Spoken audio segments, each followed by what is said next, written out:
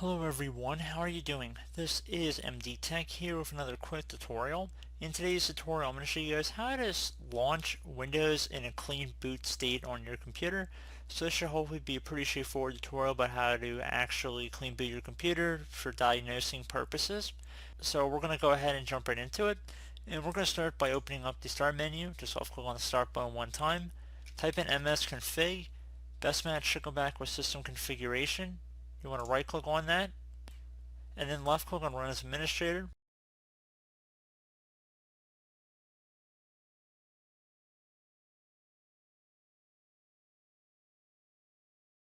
Now you want to left click on the services tab and you want to check mark inside the box where it says hide all Microsoft services.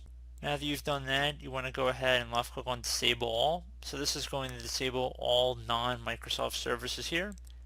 You want to go ahead and then left click on apply and OK. So then if you restart your computer, it should reboot in a clean boot state. So I'm going to click out of here, even though you guys should click on restart. Now once you're done and you want to go back to the normal state, you want to open back up the system configuration window again. So type in msconfig.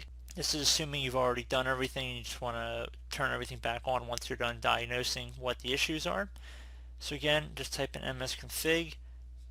Best match should say system configuration. We're going to do the same thing. We're going to right click on it and then left click on run as administrator. So this time underneath general you want to go left click on normal startup. Now you want to just select normal startup, load all device drivers and services, and then you just would left click on apply and OK. If you go back to the services tab here and you hide all Microsoft services, you'll see everything's turned back on. So this is just a shortcut of how to turn them back on here. So again, underneath startup selection, make sure normal startup is selected. Should be the default landing page once you open back up msconfig. And left click on apply and OK to save a change.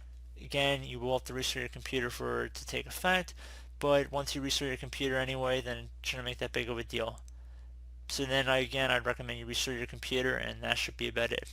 So I do hope this brief tutorial was able to help you guys out, and as always, thank you for watching, and I do look forward to catching you all in the next tutorial.